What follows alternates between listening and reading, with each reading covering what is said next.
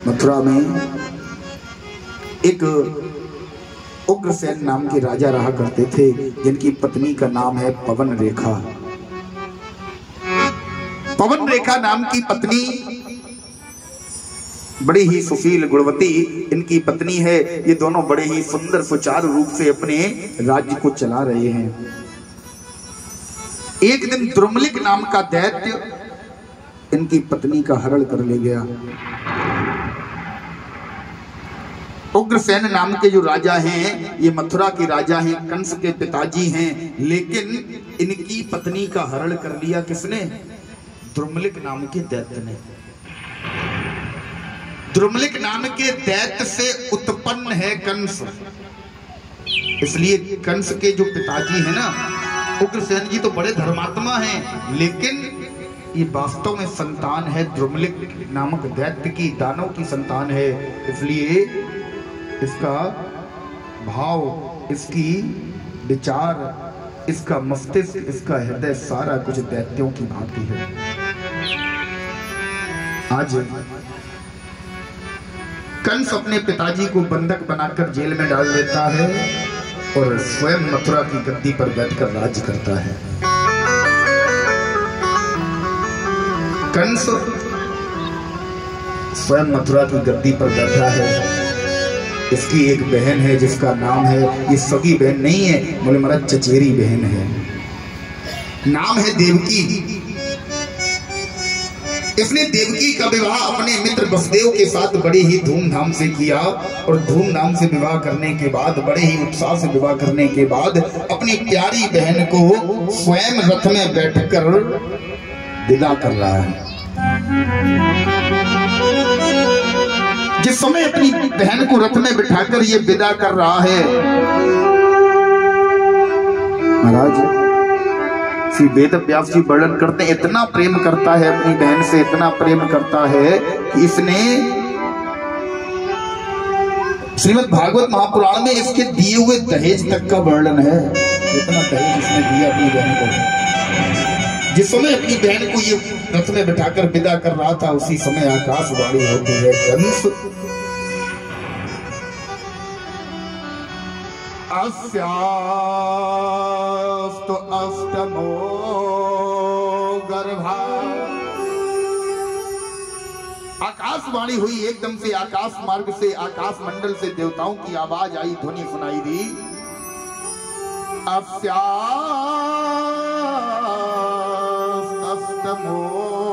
गर्भा हंतुम बहसे बुधा। बोले कंस, जिस बहन को तू इतने प्रेम से विदा कर रहा है, इसी का 8वां गर्भ तेरी मृत्यु का कारण बनेगा। कंस प्रसन्नता में है, कंस ने ध्यान नहीं दिया। देवताओं ने पुनः आकाशवाणी करी, ओ कंस कंस मत फूल बहुत,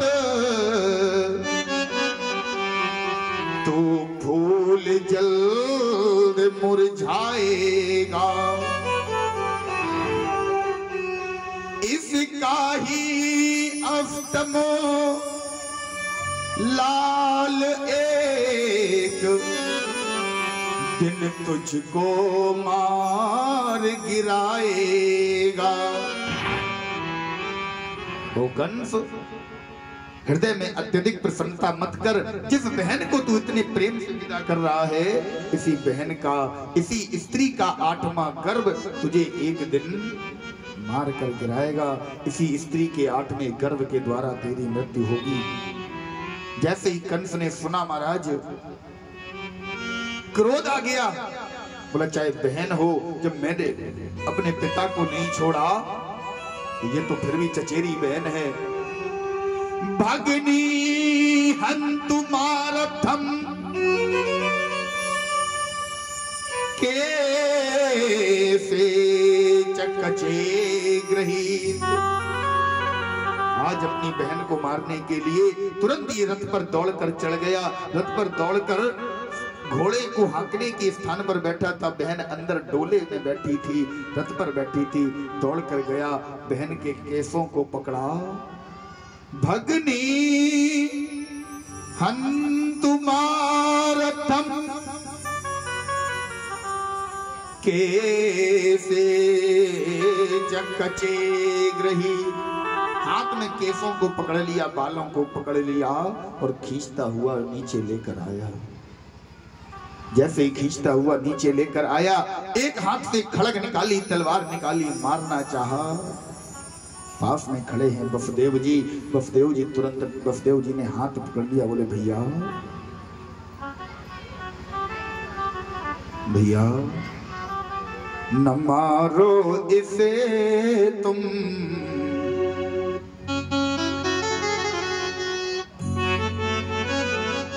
न मारो इसे तुम, अभी बालिका है। न मारो इसे तुम, अभी बालिका है।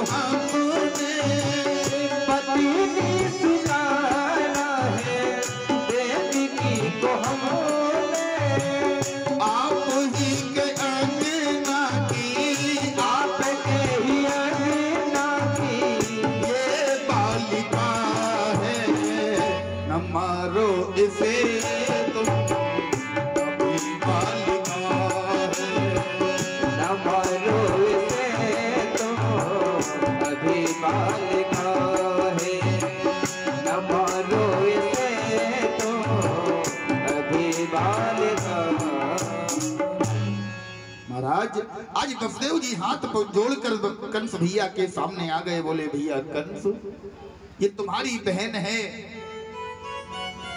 लेकिन अब मेरी पत्नी है, इसकी रक्षा का दायित्व मेरा है। भैया इसकी रक्षा करना मेरा कर्तव्य है, इसलिए भैया इसे तुम अब मत मारो, इसे छोड़ दो। भैया तुम्हें इससे कोई खतरा नहीं है, तुम्हें इसकी संतानों से खतरा है। भैया मैं शपथ पूर्वक कह रहा हूं, जो भी इससे संतति होगी मैं तुम्हें समर्पित कर दूंगा। मैं शपथ पूर्वक कहता हूं, मैं मोह विसर्जित कर दूंगा। भैया इससे जो भी संतान होगी मैं अपने मोह को छोड़कर, अपने प्रेम को छोड़कर तुम्हें दे जाऊंगा।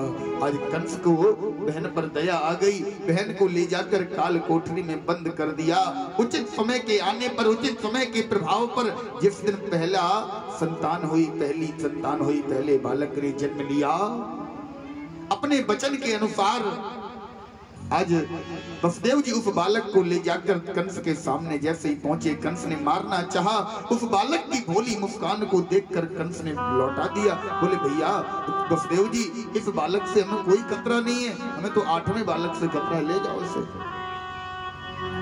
वसुदेव जी लेकर आए देवकी को दिया। देवकी मैया अपने बालक को पाकर अत्यंत प्रसन्न हो गई। आहा, मेरे भैया ने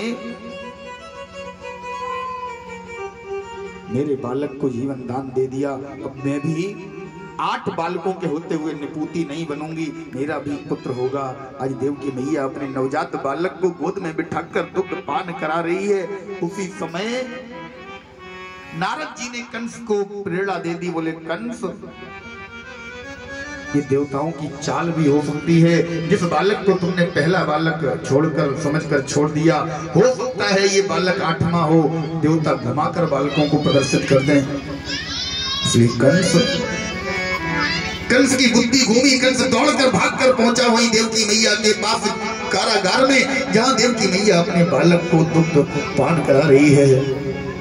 हाथ से छीन लिया, मारने के लिए उद्यत हुआ। देवकी मैया रोने लगी। बोले, तो भैया, ये मेरा लाला, मेरा बालक, या तो पहले इसे आप छोड़ते नहीं। अगर आपने इसे छोड़ दिया, आपने इसे जीवन दान दे दिया, तो भैया अब इसे मत मारो मेरे भैया। कहने लगी, भैया, मेरे लाल को मेरे भैया न मारो, इसे मार करके तुम्हें क्या मिले। भैया, मेरे लाल को मत मारो, मेरा ये पहला पुत्र है। अभी तुमने इसे वापस भेज दिया, अब मुझे इससे लगाव हो गया। ये मेरा पहला पुत्र है भैया। अरे मैं तुम्हारी बहन है, जिसने आज तक तुम्हें राखी बांधी, राखी के बदले, राखी को उपहार स्वरूप तुमने मुझे आज तक कुछ नहीं दिया। मैंने तुमसे कुछ नहीं मांगा भैया, आज मैं राखी का उपहार मांग रही हूँ भैया। जमाने में ऐसी बहना न होगी, जो भैया उजाड़े बहना की गोदी। एक बार मुझे से जो ये माँ कहेगा, तो 2 बार तुमसे ये मामा कहे। भैया, ये मेरा बालक तुम्हें मामा कहेगा, मुझसे तो केवल 1 बार माँ कहेगा, तुमसे 2 बार माँ कहेगा। भैया, मेरे लाल को मेरे भैया न मारो। भैया अनेक प्रकार समझाती रही, अनेक प्रकार समझाती रही, लेकिन कंस ने एक नहीं सुनी। पहली संतान को ले जाकर एक शिला पर पटक दिया। उस संतान की नृशंस हत्या हो गई। धीरे धीरे धीरे धीरे करके 6 संतानों को इसने मार दिया। और 7वीं संतान जिस समय गर्भ में आई, महाराज 7वीं संतान प्रभु की माया के द्वारा, संकर्षण माया के तहत रोहिणी मैया के गर्भ में स्थापित हो गई। खबर फैल गई मथुरा में कि 7वां गर्भ ही नष्ट हो गया, 7वां गर्भ नष्ट हो गया। कंस अति प्रसन्न हो गया। आहा, अब तो मेरे डर से गर्भ नष्ट होने लगे, इतना मेरा साहस हो गया, इतना मेरा भय।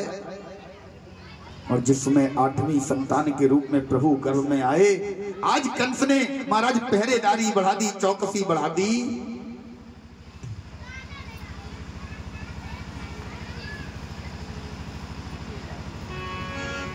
आज कंस ने पहरेदारी बढ़ा दी।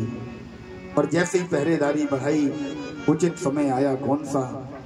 भाद्रपद कृष्ण पक्ष अष्टमी प्रभु ने अवतार लिया, प्रभु प्रकट हुए।